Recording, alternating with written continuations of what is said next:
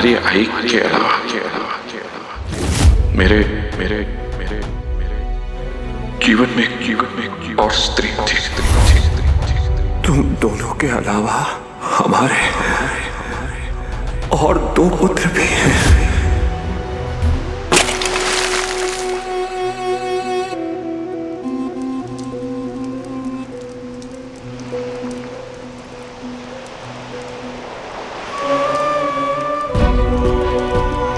स्वराज की भावना तब पैदा होगी जब तुम ये सोचना बंद करोगे कि देश ने तुम्हारे लिए क्या किया और ये सोचना आरंभ करोगे कि तुमने देश के लिए क्या किया। वार करने के साथ साथ वार बचाना भी सीखो। युद्ध शत्रु को मारकर नहीं, स्वयं जीवित रहकर जीता जाता है। हमारी अनुपस्थिति में शाहू जी की षड्यंत्रों से रक्षा करना तुम्हारा दायित्व है बाजी।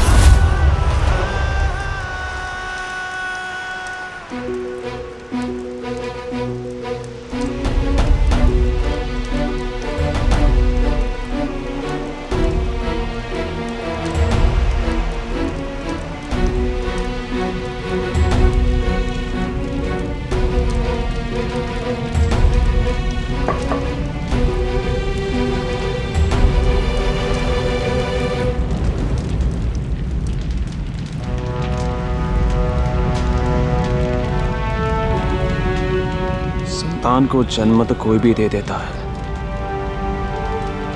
पर पिता हर कोई नहीं बन पाता। संतान जब लड़खड़ाती है तो मां उसे गिरने से बचाती है, पर पिता संतान के गिरने के बाद उठना सिखाता है, चलना सिखाता है, लड़ना सिखाता है। आप मेरे जीवन का सूर्य थे बाबा। ये सूर्य ढल गया है पर इसके प्रकाश को नहीं ढलने दूंगा।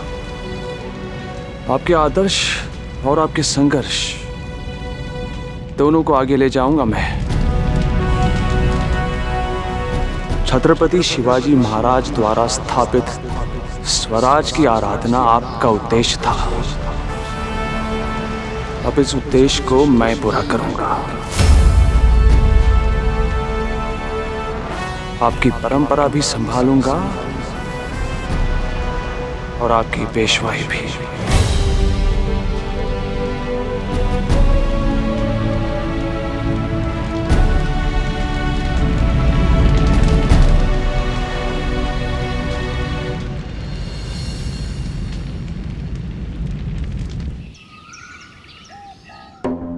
वाकई में हमारी होने वाली बहू बिल्कुल चांद का टुकड़ा है।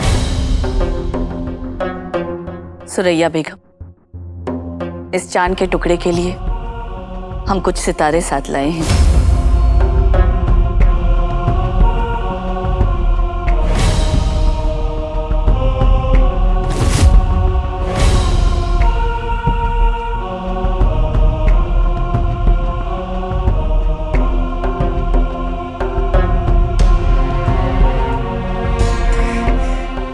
समदन जी, आप तो वाकई हमारी बेटी के लिए पूरा आसमान तोड़कर ले आई है। हर एक तोहफा एक से बढ़कर एक नायाब है। ये सब हम बहू के लिए नहीं, हमारी बेटी के लिए लाए हैं। सुरैया बेगम, ये जोड़ा, ये सारे जेवर, ये हमारे बेटे ने, यानी कि इनके उन्होंने स्वयं चुने हैं।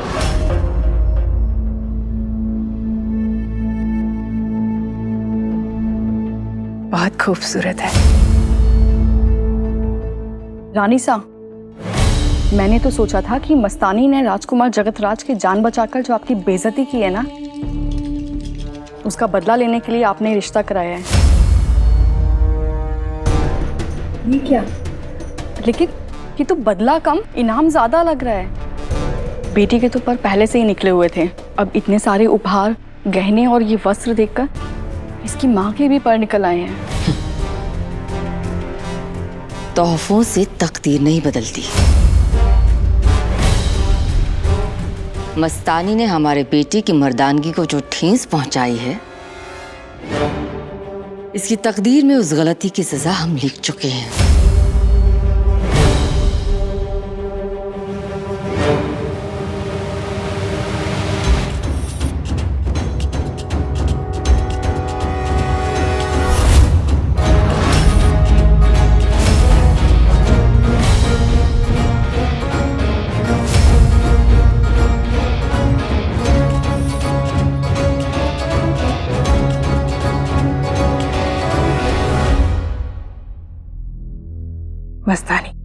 हम आज तक सर झुकाकर जीते आए हैं, लेकिन आज तुम्हें तुम्हारे ससुराल में इतनी इज्जत मिलते देख हमारा सर फक्र से ऊंचा हो गया है। देखना, तुम्हारी माँ का सर झुकना नहीं चाहिए। बचपन से लेकर आज तक हम तुम्हारी हर गलती, हर गुस्ताखी को माफ करते आए हैं, लेकिन ध्यान रखना अब कोई गलती नहीं होनी चाहिए।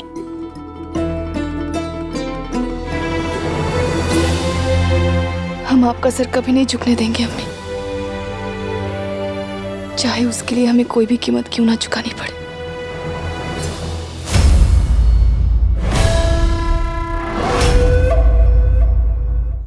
रकमा, आई साहब हमारी बिल्कुल समझ में नहीं आती है। बाबा के इतने बड़े विश्वासघात के बाद वो उनसे प्रेम कैसे कर सकती है? उनकी बातों से ऐसा प्रतीत होता है जैसे वो अपना दर्द, बाबा का छल सब भूल चुकी है। जो इतनी पीड़ा दे, कोई कैसे उससे प्रेम कर सकता है? ताई साहब, शायद क्रोध और घृणा की सीमा केवल मृत्यु तक ही होती है, पर प्रेम की कोई सीमा नहीं होती। इसीलिए जीवन समाप्त होने के बाद मात्र प्रेम ही याद रहता है, बाकी सब भूल जाता है। हमें लगता है हमने आज पेशविन बाई को नहीं, आई साहिब को देखा। वो आई साहिब जिन्हें बाबा सरकार कहकर बुलाते थे, वो आई साहिब जिनकी कहानियां ये भी सुनाते हैं और भ्यूताई भी। सही कहा बहिनी।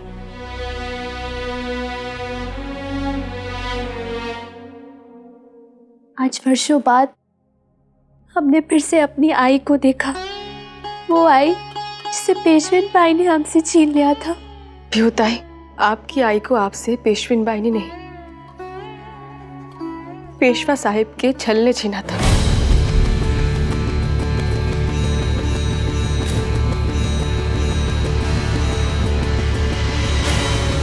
पति का विश्वासघात पति की आत्मा को कैसे जला देता है, ये बात पति कभी समझ ही नहीं सकते।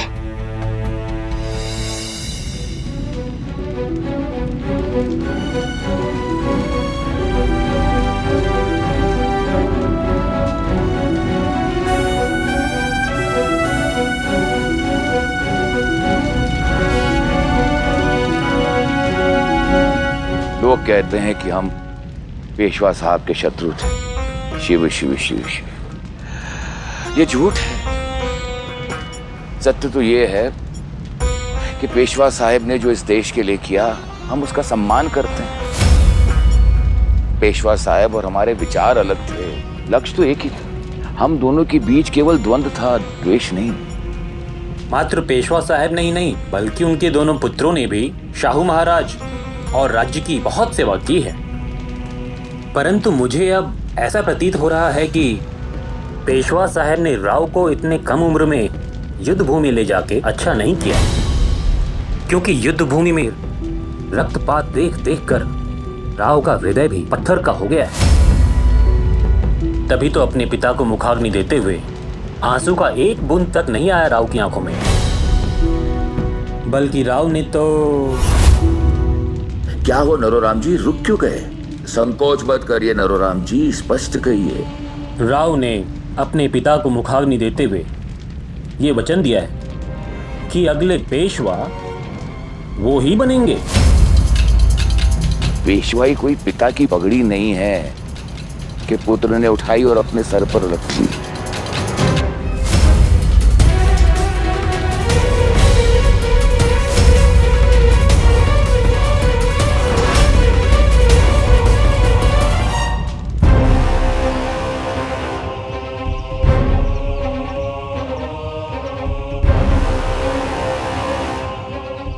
नहीं आना चाहिए था मस्तानी साहिबा। अगर महल में किसी को पता चल गया तो कौर आम मच जाएगा। हमारे जहन में तुम्ही ने शक डाला है चंदा। अब हम बगैर सच जाने इस रिश्ते में कैसे बंध जाएं? आप करने क्या वाली है मस्तानी साहिबा? पता नहीं क्या करना है क्या नहीं, ये तो उन्हें देखने के बाद ही समझ आएगा। बस किसी भी तरह हमें हमारी पहचान छुपाते हुए वहां तक पहुंचना है, क्योंकि अगर किसी ने हमें पहचान लिया तो पिताजी का सम्मान मिट्टी में मिल जाएगा। आप अपने होने वाले पति को देखने जा रहे हैं। विवाह से पूर्व दुल्हन का दूल्हे को देखना अपशगुन होता है। हम कोई भी अंधविश्वास को नहीं मानते हैं चंदन, और अगर मान लो कि ये बात सच भी हो तो भी इस वक्त उन्हें देखने से सिर्फ हमारा बुरा होगा। और अगर रिश्ते में कोई खोट है और अगर हमने बिना सच जाने ये शादी कर ली तो हमारे साथ साथ हम दोनों के परिवार को ये दुख उठाना पड़ेगा, और हम अपने परिवार पर कोई आंच नहीं आने देंगे।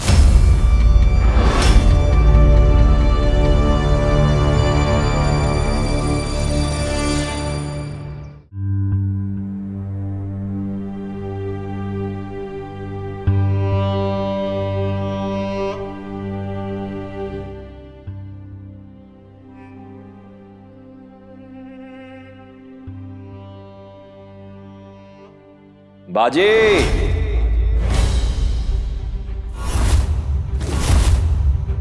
मृत्यु जिसकी है सखी, मित्र हर कठिनाई है, रण का हाहाकार जिसके कानों को शहनाई है, माथे पे जो त्रिशूल रखे सूर्य पलकों के तले आग, जो उसको छुए तो हाथ उसका भी जले, घाव हैं आभूषण जिसके, रक्त ही श्रृंगार है, संसार में उस वीर को ही जीने का अधिकार है।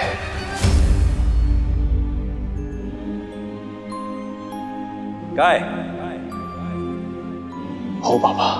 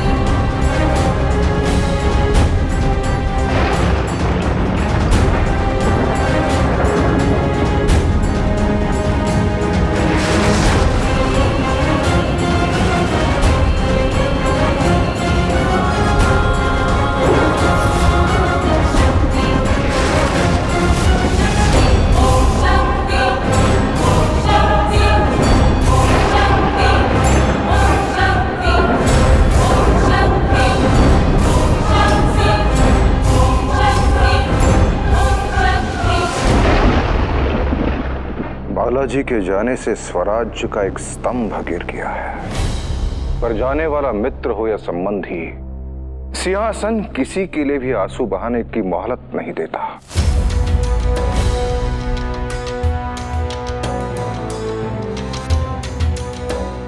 अब वर्षा ऋतु समाप्त होने वाली है।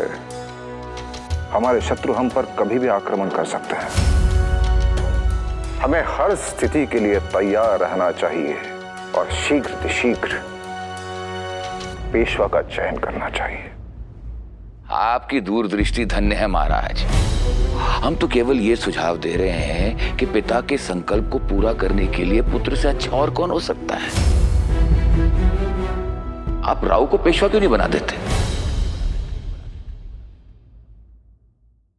आप राव के नाम का सुझाव दे रहे हैं? हमें तो लगता था कि आप राव को पसंद नहीं करते। महाराज, ये सत्य है कि राव होश से अधिक जोश से काम लेते हैं, परंतु महाराज, राव की अखंड स्वराज के प्रति निष्ठा और समर्पण को नकारा नहीं जा सकता। हमें लगता है कि राव को एक मौका देना चाहिए। क्षमा कीजिए, परंतु ये आप कैसी बातें कर रहे हैं पंत?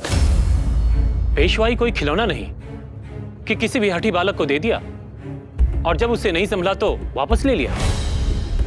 राजनीति में शत्रु को शक्ति से और अपनों को संतुष्टि से जीता जाता है। महाराज को अपने प्रबल और समर्थ समर्थकों में से किसी को पेशवाई सौंपकर उन्हें संतुष्ट रखना चाहिए। आपकी बात में चतुर की चतुराई है नरोराम, परंतु ये मत भूलिए कि राव में भले ही चतुराई ना हो परंतु गहराई है, और बचपन से ही स्वर्गीय बालाजी ने उन्हें तैयार किया है। और सबसे बड़ी बात यह है महाराज कि राव स्वयं पेशवा बनना चाहते हैं।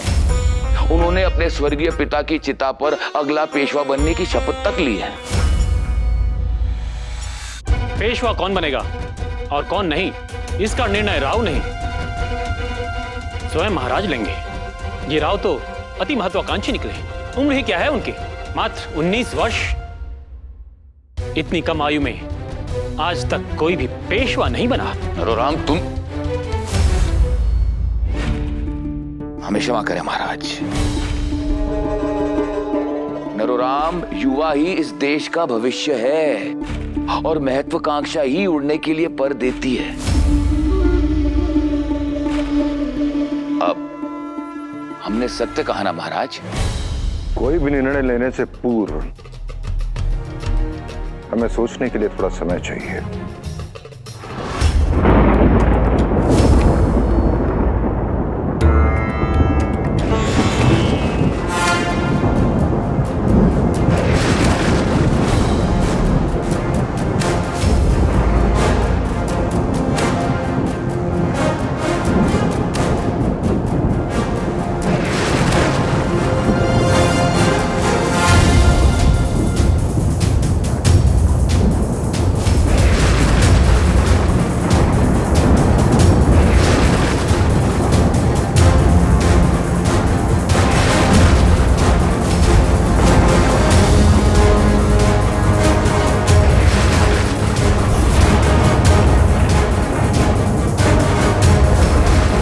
शोक बनाने का समय समाप्त हुआ। चिम्माजी साहिब,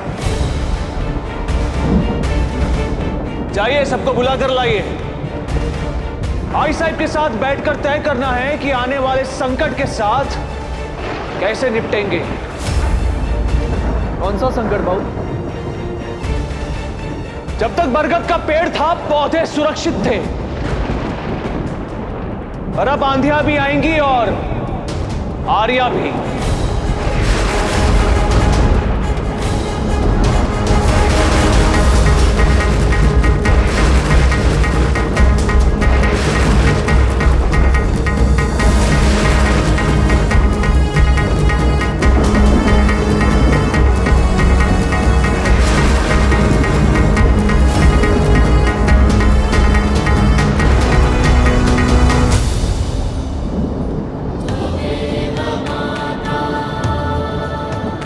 मुझे आशीर्वाद दीजिए आई साहब, इस राज्य का पेशवा बनकर मैं बाबा की विरासत को संभाल सकूं।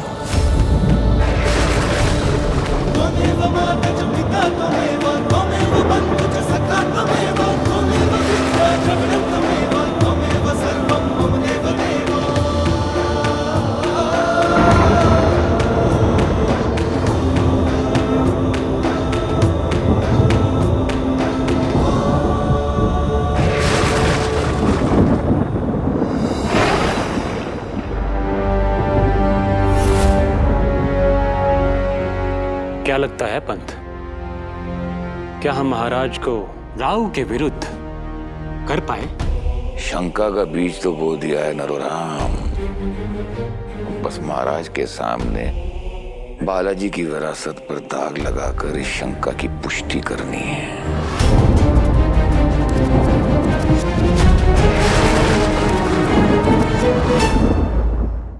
यदि मुझे पेशवा बनना है तो इस समय मुझे सातारा में शाहू जी महाराज के साथ होना चाहिए। यजमान, क्या हम सही सुन रहे हैं? सारी बिरादरी राव से सख्त नाराज है और यदि ये अब 13 दिन का शोक पूरा होने से पहले ही घर से बाहर जाएंगे तो हमें क्षमा कीजिएगा। राव, आप कहीं नहीं जाएंगे।